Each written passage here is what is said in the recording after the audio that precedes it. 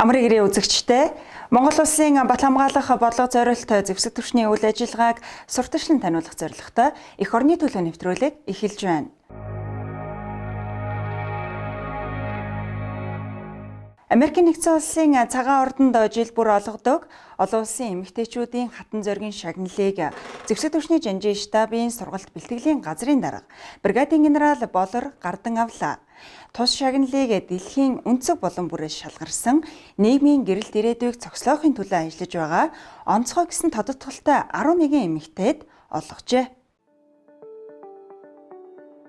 Америкийн нэгдсэн улсын төрийн нарийн бичгийн дарга Энтони Блинкен болон тэргүүн хатагтай Жил Байденаар цагаан ордонд жил бүр болдог 17 дахь удаагийн олон улсын эмэгтэйчүүдийн хатан зоригийн шагнал гардуулах эслийг 3 дугаар сарын 8-ны лав гарагт зохион байгуулсан юм а. Энэ жил олон улсын эмэгтэйчүүдийн хатан зоригийн шагналыг дэлхийн өнцөг болон бүрээс шалгарсан нийгмийн гэрэлт ирээдүйг зохицохын төлөө ажиллаж байгаа 11 онцлог эмэгтэйд олгосон юм.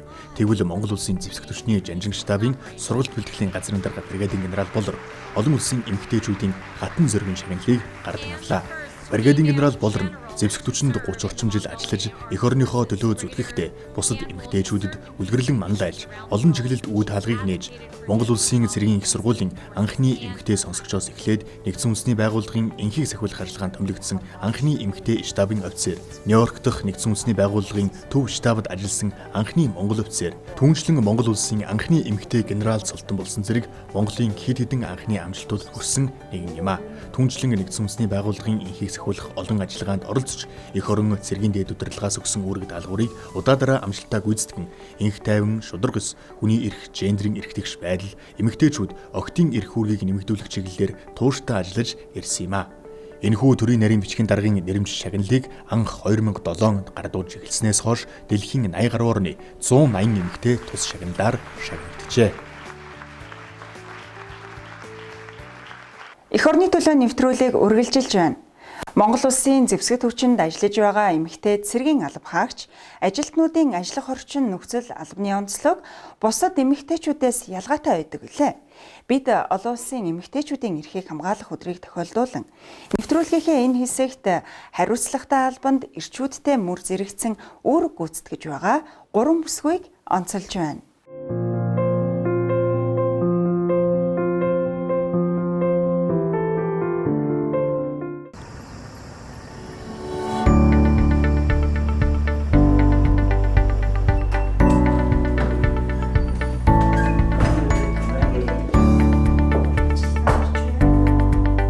Намайг Баатрин Жавхлан гэдэг Цавхан аймгийн Төвтгтөө суманд 1978 онд айлын утга охин болж төрсөн. Сонгоны хайрхан дүүргийн 12 дугаар сургуулийг төгсөөд Сэрүүлэг дээд сургуулийг төгссөн. За 2003 онд Монгол Улсын их сургуулийн эдийн засгийн сургуульд магистр хамгаалсан. За мөн 2005 оноос эхлээд Батлан хамгаалахын яамд ажиллаж байгаа.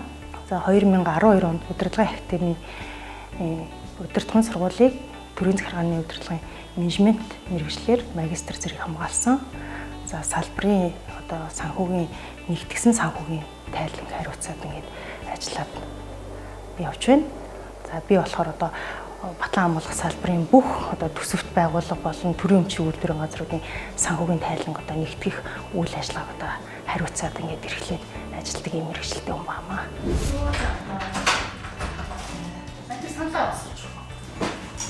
Зэ хоёулаа ч одоо үнэ юу? Хот хийж болохгүй тийм.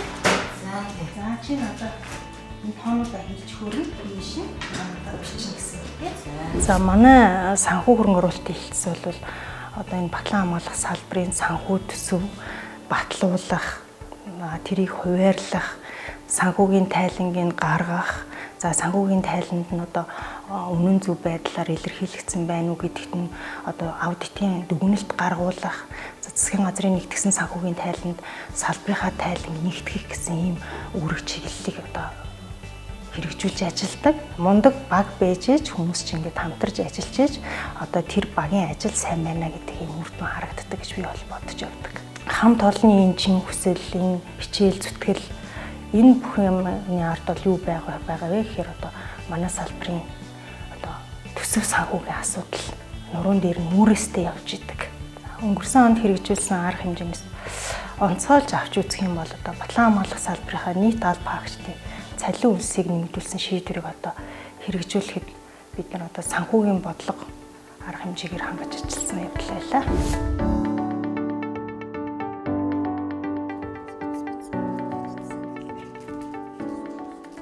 За 3 сарын 8-нд бол одоо Монгол улс даяараа тий одоо цэцэрлэг сургууль за одоо бусад бүх байгууллагууд ингээ Мартин амирыг өргөн дэлгэнд тэмдэглэж эхэлсэн. За хүүхдүүд бол ингээд бидний үед болохоор ингээ цаасаар сарны цэцэг наагаад ингээд бие биендээ бэлгэлдэг тий ийм уламжлалтай байсан. Одоо бол ингээд бүр бүх ингээ орон даяар тий Мартин 8-ны өдөр бол айгу сайхан шүт ингээ гадуур явж хад бүх залуучууд ингээд тий өөрийнхөө хэмжээнд тий эмэгтэйчүүдэд баярлуулахаар ингээд цэцэг барьцсан, бэлэг барьцсан. За эмэгтэйчүүдийн хувьд бол бүр цэцгнээс ч гоё болцсон. Тэр өдөр ингээд бүх хамаг байгаар ингээд өөрийгөө тэр өдөрт зориулаад гоёцсон ингэж ярьдаг тий. Эмэгтэйчүүдийн баяр, эмэгтэйчүүдийн эрхийг хамгаалах өдрийн баярын мэндийг та бүхэндээ өргөн төвшүүлье. Талаа хамгаалах яамныхаа нийт эрчүүдийн өмнөөс, талаа хамгаалах яамныхаа одоо нийт удирдлагын өмнөөс, салбарынхаа нийт бие бүртгэхүүний өмнөөс, талаа хамгаалах яам за манай үйлчлэгээ аж ахуйн газар гол одоо төрийн захиргааны төв байгууллагт ажиллаж байгаа бас амьдралаа зориулж байгаа эмэгтэйчүүд та бүхэндээ одоо баярын мэндийг өргөн төвшүүлье. Ламх яамны өдрөлгүүд маань эмэгтэйчүүдэд хүндэтгэж жил болгон ингээд бэлэг цэцгийн баглаад бариад за сайд маань бүх хүүхнүүдтэй ингээд мэдчилгээ дэвшүүлээд эрүүлийн аз жаргал сайн сайхан бүхнийг жил болгон хүсэн өрөөдөг. Тэгээ энэ бол бидний уламжлал болсон маш юм баяртай арга хэмжээ юм да.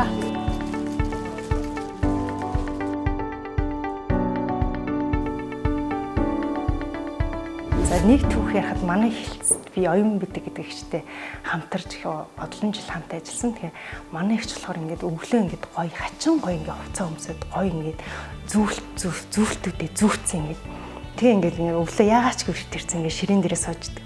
Ингээд харахад нэрээ бүр ингээд за өнөөдөр чинь нэрээ Мартин өдөр юм биш тэгээ яагаад та ингээд өнөөдөр гоё байгаа юм бэ? Өнөөдөр чинь баярын өдөр шүү дээ их чинь. Ингээд бүх хүмүүст ингээд намайг харахтаа л ингээд одоо өнөөдөр баярын өдөр гэдгийг хүн болгоно ингээ харуулах хэмжээнд гоё байх хэрэгтэй гэдэг. Манай салбар бол бас их онцлог. Цөөхөн эдэн одоо хүүхнүүдтэй шигтгээ болсон эдэн хүүхнүүдтэй санхүү төсвийнх нь одоо энэ тоон дотор нь чанагдаж явж байгаа хүнийхээ хувьд зүгээр анзаарсан зүйл юу вэ гэхээр манайх болохоор одоо олон улсын тий одоо цэрэг дайны байдал бас сүүлийн 1-2-3 жил бас хайрцангуй хурцлагдмал байдалтай болсон тий. Гэтэл за манай батлан хамгаалах салбарын хувьд бол бас нэлээд одоо хөгжил нь бас хөгжингүү бас одоо цар хүрээ нь бас нэлээд тэлсэн. За засгийн газрын үйл ажиллагааны мөрийн хөтөлбөрт одоо батлан хамгаалах салбарыг хөгжүүлэх чиглэлээр маш олон арга хэмжээ тусгагдсан. За тэр нь одоо хэрэгжүүлэх шатандаа бол явагдаж байна. За энэ батлан хамгаалах бодлого арга хэмжээг одоо 100% дүүрэн хэрэгжүүлэхэд бол биднэрт нэг л хүндрэлтэй зүйл байна. Энэ бол одоо яалтч одоо санхүүгийн төсөв нөөц бүрэн хүрэлцэхгүй байгаа гэдэг юм асуудал байна. За өнөөдөр болохоор бид нар бол ингээд зөвхөн одоо урсгал шин чанартай зардуудаа улсын төсвөөс санхүүжүүлээд хөрөнгө оруулалтын шин чанартай тий яг өнөөдөр жинхэнэ одоо батлан хамгаалах зорилттой тоног төхөөрөмж за барилга байгууламж гэднийг бол бидний одоо төсөвт одоо хэрэгжүүлэхээр суулгасан арга хэмжээгээр бүрэн дүүрэн одоо хэрэгжүүлэх одоо нөөц бололцоо жоохон хязгаарлагдмал байгаа анзаарэгддэг. За тэгэхэд ер нь бол ингээд миний одоо үдий дайтай тий энэ салбарт ингэж ажиллаж байгаа нь бол одоо үе үеийн хамтарч ажиллаж исэн дарга нар за хамт мөр зэрэгцээд одоо санхүү төсвийн асуудал эргэлж яваа одоо мэрэгжил нэгт нөхдүүд маань байдаг юм аа. Бүх одоо хамт олондоо за тэгээ мэрэгжил нэгт нөхдүүдтэй Монголынхаа одоо бүх сайхан ээжүүдэд за бүх сайхан охидтой тий бүгдээрэнд нь бүх одоо гэр бүлүүдтэй одоо энэ хорвогийн хамгийн сайн сайхан хүнийг өсөж өрөөё.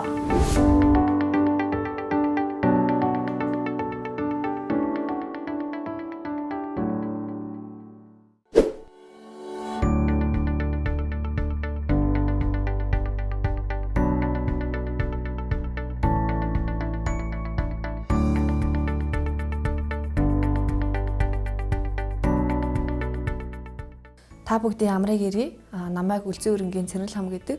Би Монгол Улсын боловсролын их сургуулийг сэтгэл судлаач мэргэжлэр төгссөн. Одоо зэвсэгт хүчний тэг 15 дугаар ангид сэтгэл зүйн хангалтын офицераар ажиллаж байна.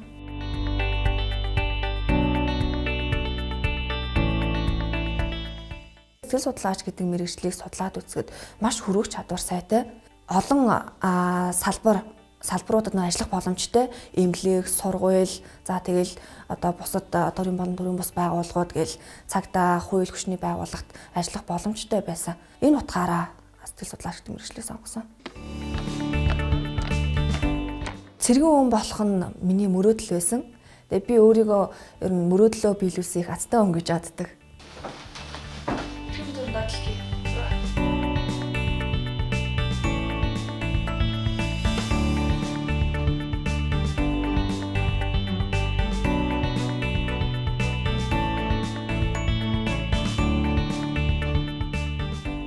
За манай анги бол зэвсэгт хүчинд 102 жилийн түүхтэй ууган ангиудын нэг. Хамгийн анх ингээд шалганы ингээд хашаагаар орж ирээд надаа яагаад ч юм аймаг юм тайван ийм ерөөсөө юм айгүй гоё юм энергитэй байсан. Хамт олон ба надад маш их дэмжлэг тусалдаг үзүүлдэг. Одоо хаана л одоо сэтгэл зүйн тэр сорил судалгаа байна.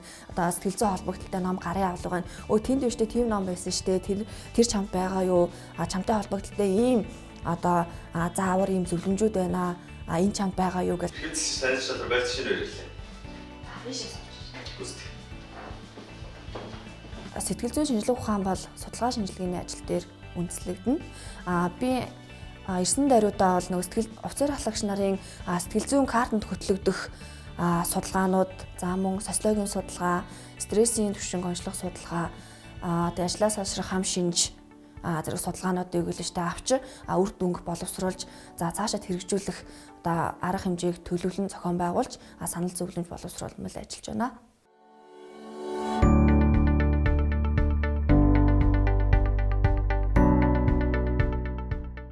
Миний ажлын бас нэгэн хэсэг бол хугацаа цэргийн алба хаагчтай бас алшгүй холбоотой.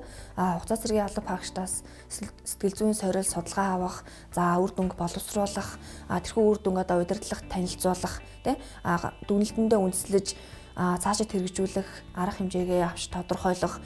За мөн одоо хугацаа цэргийн алба хаагчдын сэтгэл зүйн тогтвортой байдлыг хангах, сэтгэл зүйн нөлөөллийн ажлыг зохио явуулахд бол салааны захирагч нараас ахуулаад бүх шатны одоо захирагч дарга нарын үүрэг оролцоо бол маш чухал байдаг. Тэгээ мэдээлэл сурчлагаа, соёл хүмүүжлийн ажлыг бол одоо 7 хоногийн товчон агаа 14 хоногоор ингээд төлөвлөөд тэгээд тасралтгүй зохион байгуулж явуулдаг. За офицер ахлагч нар болон хугацаа цэргийн алба хаагчдын сэтгэл зүйн тогтвортой байдлыг хангах, сэтгэл зүйн сөрөг нөлөөллөөс өрчлөн сэргийлэх бас нэг ажил бол сургалт байгаа. Миний хувьд бол за офицер ахлагч нар болон хугацаа цэргийн алба хаагчдаа за стрессийг одоо бууруулах арга замууд, архины хэрэглээ ба эрүүл мэнд, за ИК буюу одоо сэтгэл хөдлөлийн одоо чадамж зэрэг одоо сэдвүүдээр сургалтуудыг их зохион байгуулж явуулсан. За мөн манай анги хос төв төрийн бус байгууллага сэтгэл зүйн үйл ажиллагаа явуулдаг энэхүү байгууллагатай хамтарч бас сургалтуудыг бол авдаг байгаа. Сэтгэл зүйчийн ажил бол яг ажлын 8 цагт бол баригддаггүй. Тухайлах юм бол хугацаа цэргийн алба хаагчдад одоо амралтын өдрүүдээр зохиогдох мэдээлэл сурчлагаа, соёл хүмүүжлийн ажлыг тусгай төлөвлөгөөгөөр төлөвлөн батлуулж бас хэрэгжилтийг хангамж ажилладаг.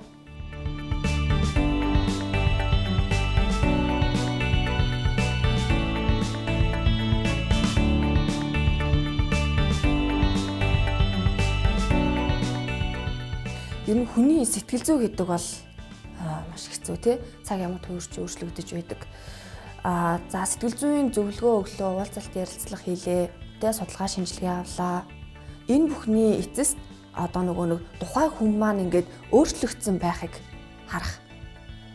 Тэр л бас хамгийн чухал. Цагийн байдлын ямар ч нөхцөлд тавигдсан үүргийг биелүүлэхэд бие бүрэлдэхүүнийг сэтгэл зүйн хувьд бэлтгэх, эх орноо батлан хамгаалах, нэгэн зорилгод нэгтгэж одоо бие бүрэлдэхүүний сэтгэл зүйн тогтвортой байдлыг хангах ажлыг бол хариуцна.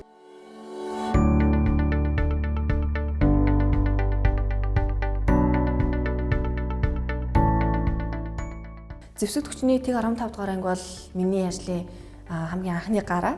Тэгээд дан ганц одоо сэтгэл зүйн сорил судалгаа аваад за дүн шинжилгээ хийгээд одоо тэр соёл хүмүүжлийн ажлыг зохион явуулахаас гадна өөрийгөө нээх, хөгжүүлэх сорих тийм боломжууд бол бүрддэг. Тэгээд энэ жилийн хувьд гэх юм бол миний хувьд цааны тэмцээнд одоо өвлийн спортын цааны тэмцээнд орсон зэвсэг түвшний аврах шалгууруулах өвлийн спортын цааны тэмцээн болон гимнастикийн тэмцээнүүдэд орсон. Би ч нөгөө нэг А, Б сууж чаддгүй хүн чинь ингээд 360 эргээл гимнастикийн тэмцээнд орж бас өөрийгөө сорж үтсэн. Соёл хүмүүжлийн офицертой болон манай биеийн тамирын офицер Тэслэгч Бачаргал ах маань хамгийн анх надад цааныг зааж өгсөн. Өөрөө өөртөө цааны спортын мастер хүн л дээ. Тэгээд цааныг ингээ зааж өгөөд надад айгүй их юм тус тийм болж явдаг. Мөн манай төлөвлөлтийн офицер байна. Манай ахлах төслөгч Даваа Жаргалагч маань бол одоо тэгэл юу тайлан төлөвлөгөө одоо хэрхэн яаж боловсруулах уу тий ямар одоо стандарт зааврын дагуу байх уу гэл тэр бүх зүйлийг маань ингэж хэлж тусаж дэмждэг. Тэгээд хамт олондоо бас маш их баярлалаа гэж хэлээ.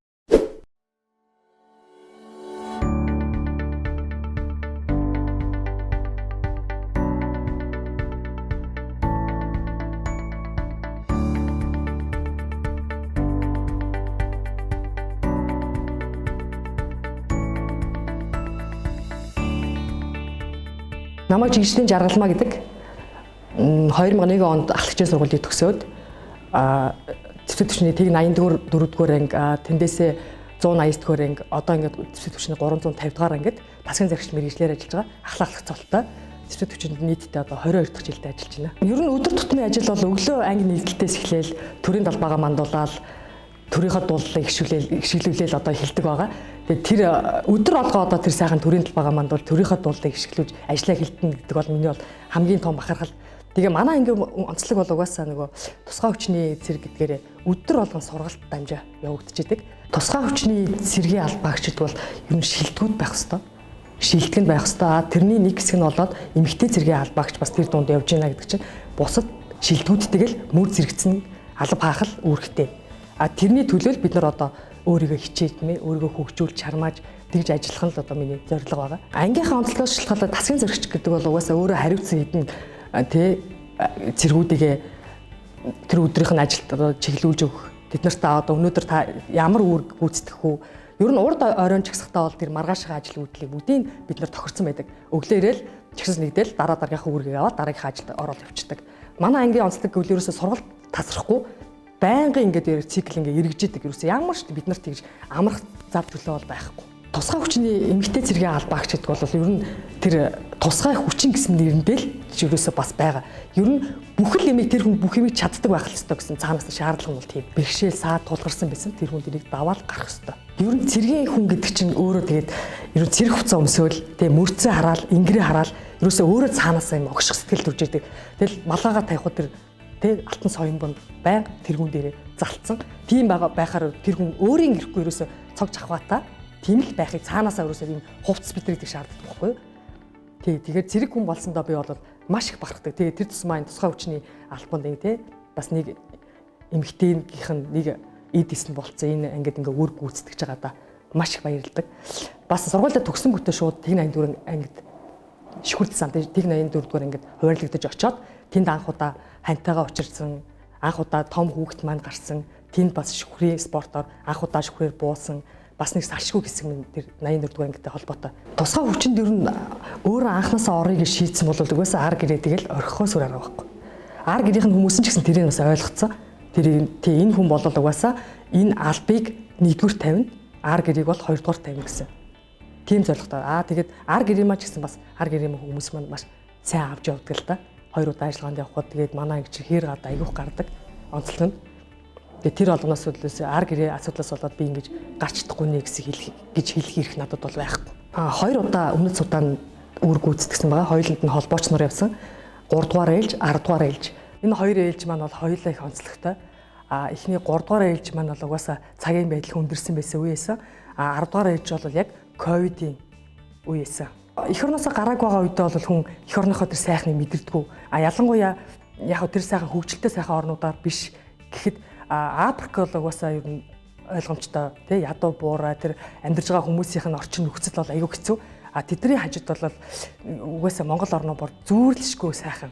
Тий тэр газар орон дээр очиж иж би бол их орныхоо үн цэнийг аюу сайн мэдэрсэн.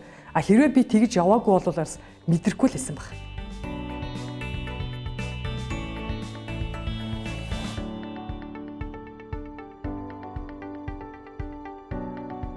Энгийн цэргийн албаагч эмэгтэйчүүдийг отоход манай нэг онцлог нь болохоор сургалт дамжаа. Одоо жишээ нь би ихэд хааны ирэлтэй тэгээ Катартаа хамтарсан, Бельгитэй хамтарсан гэдэг гадны ингээ хамтарсан сургуулиудад бол чөлөөтэй нээлттэй оролцдог. А бүр гадагшаа нөгөө Балбын Манд улсын Непал улсад болсон ихэнх сэхүүл ажиллагааны сургалтандаас очиж оролцсон байгаа. Монгол цэргүүдийн бол нэг угаасаа ялгарх онцлог нь бол маш амархан тасан зохицдог.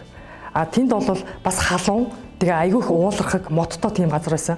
Тэнд бол тэгээд бас яг нөгөө солоогаараа ингээд үүр гүйцэтгэхэд бол монголчууд бол айлч нөхцөл тэрэнд айгүй амархан хөвөрж тэр газараа үүр гүйцэтгэхдээ тийм чадвартай байдаг юм билэ. Нөгөө шантрах зүйл бол зөндөө. Одоо ажиллагааны бэлтгэл дээр ч гэсэн бид нар шинэ 30 км-т нөгөө 20 гил элсээ үүрэл алхаж байгаа тэр хооронд бас ядарна, бодлон зөндөөл байна. Тэгээд ар гэрээ орхиод одоо тусгай хүчний командалт чинь маш манай анги бол айгүй хээр гардаг. Ар гэрээ тэр чигээр нь бүгднийг орхиол одоо бүх юмаа ардаа даатгаал явж байгаа. Тэр үедээ бол яг нэг шантрах үедээ би яг энэний төлөө ингээд тангараа өргөцсөн зэрэг шүү. Би энэ одоо байгууллагад те би энд бол би өөрөө ажиллах ёстой. Тэгээ би бол тийм үүрэгтэй. Эндээс хизээч би ухрах ёсгүй юм чинь ингээд яг тэрхүү үеийнхаа тэр шантралыг бол яг тэр үедээ өөртөө зориг өгөөл тэгэл давдаг да. Бага бахта одоо цэрэг хувцастай эмэгтэй хүнийг хараад яасан гоё юм бэ? Би заавал ийм хүн болно доо гэж бодож исэн мөрөөдлөө одоо би биелүүлээд энэ цэрэг хувцас өмссөн. Тэр тусмаа би тусгай хүчинд үүрэг гүйцэтгээд ингээд явж байгаадаа бол өөрөөр маш их бахархдаг. Монгол улсынхаа төлөө одоо зүтгийгээд тий бидний одоо бүр байнга амны уншлах болсон сайхан үгүй шүү дээ. Энэ болохоор төрд данстай хүн юм уу гэж би өөрийгөө харддаг шүү дээ. Үр хөвгтэй л маш сайн их орно гэсэн сэтгэлтэй маш сайн тийм хүмүүжтэй төлөвшсөн хүмүүсийг л гаргах нь ер нь миний одоо их орондоо гаргаж байгаа үүрэг юм бол одоо тэр хариуцлага юм бол гэж боддог шүү.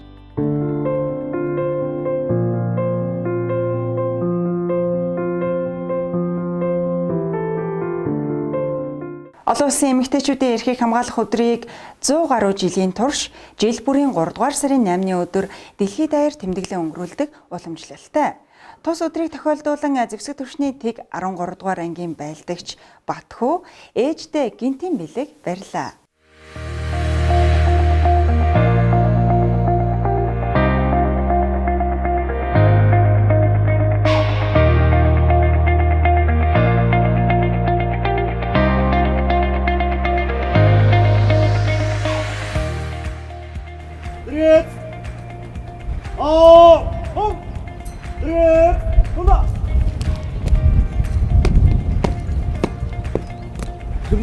Дэдурндаад би бүртгүүн бэлэн жигсэн салбарын жижөөр ахлагч алтаа цаахан бол хор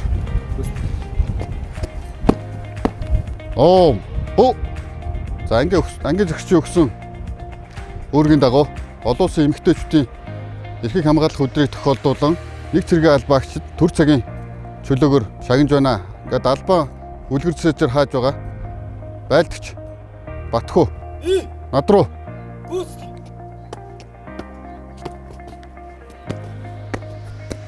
Иргэн дүүдэндээ таны төсөөлөөр байлдагч Батхүү ирлээ. За, ээжигээ сайхан баярлуулаарай. Монгол улсын төлөө зүтгэе.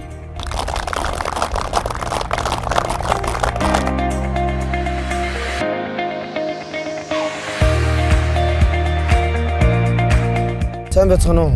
Би Зэвсэг төвчний тэг 13 дугаар ангийн цэцгэлгээ албан сургууль руу байлдагч Батхүү байна. Манай ангийн удирдлагаас зохион байгуулагдсан Мартин 8 зориулсан ээждээ захидал бичгийн уралдаанд захидал бичсэн юм аа. Тэгээд олон захидал дотроос миний захидал шалгарч би өнөөдөр төр цагийн чөлөөгөөр гараад ээждээ өөрийнхөө захидлыг уншиж өгөх болсондоо маш их баяртай байна.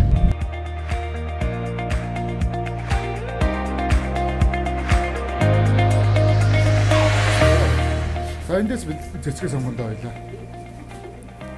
Ээжтэй ахын хоёр нь ямар хуу цэцэг сонгоороо. Эрүүл энхийг бэлэгдсэн тийм уртуудаа аслахыг бэлэгдсэн тийм цэцэг болгоо юм уу? Энэ юм уу эсвэл энэ бас гоё болно.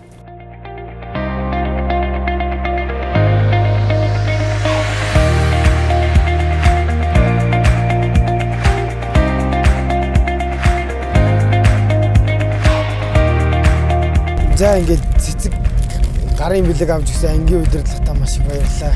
Би ихээс өсвөлээ. Айлын 8 дахь уу. Ээжигээ ягаад сүүл хизээ баярлуулсан сайн санахгүй байна. Одоо ингээд ингэж баярлуулах завшаа олдож байгаад маш их баяртай.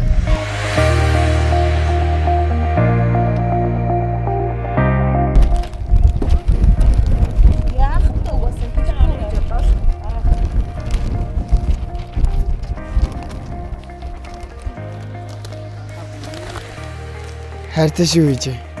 Мартин амнин. Жижигсэн хүү те. Хуурлуулж гомдож исэн бол хөөжлөөрэй. Би ч одоо 9 хүүхэдтэй 4 хүү 5 охинтой. Тэгээд одоо бас багын дээдэх болохоор нараа илүү хайртай байлгүй дээ.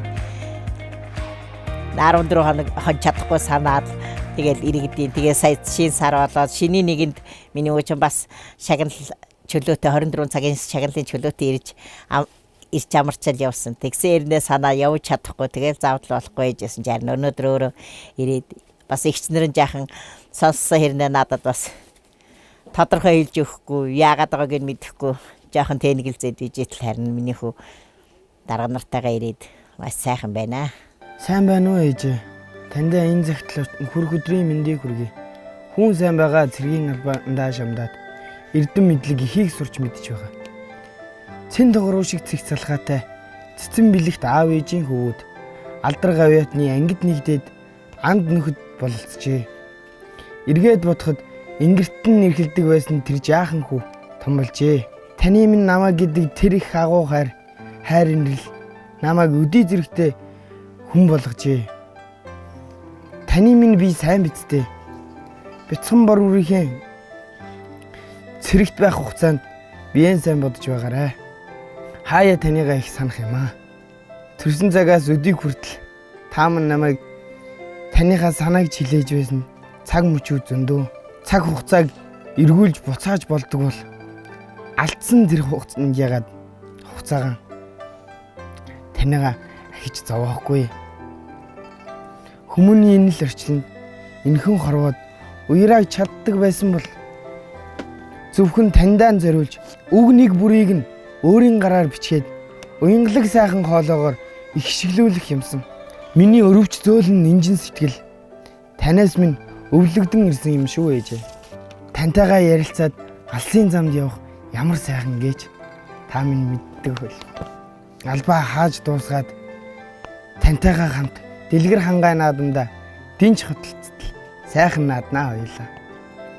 Амьдралын минь төшөглөлгөөр болсон аав минь байсан бол та хоёртойгоо дөрөв хоршуулна наадахсан. Нуур болтол уйллаа гэд нөлөмс ямар барагдах биш. Нууцган гунигаар услаллаа гэд аав минь ямар сэрэх биш. Үүдэн хоймрын зайнаас зурган нэрээд тэрвэрх биш. Үүлэн жилөөний наранд газар дэлхий сэргэх биштэй. Аав минь тэнгэр твшээд хэдийнэ 10 жил болжээ. Бүгд илэг бүтэн өсөөгүйч хүн бүр ижээ аавд байх нь гарцаагүй. Үүнтэй адил миний дотоод сэтгэлийн уярал хайрыг аялгау байх цагдор цор ганц утга учир нь та минь юм шүү. Тандаа хүн хайртай шүү. Хайртай шүү ээжээ.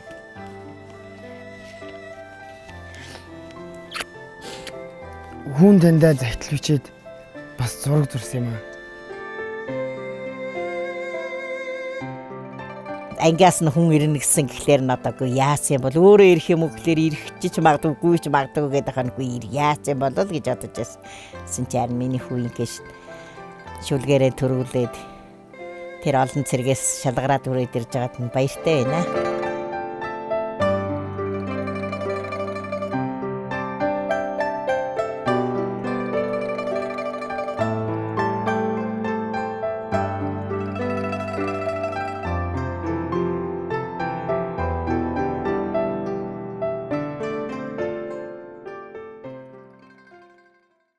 Эх орны төлөө нэвтрүүлэгтэй хамт байсан эрхэм үзэгч та бүгдтэй баярлалаа. Ирэх 7 хоногийн дугаараар иргэн уулзъя. Баяртай үзэгчтэй.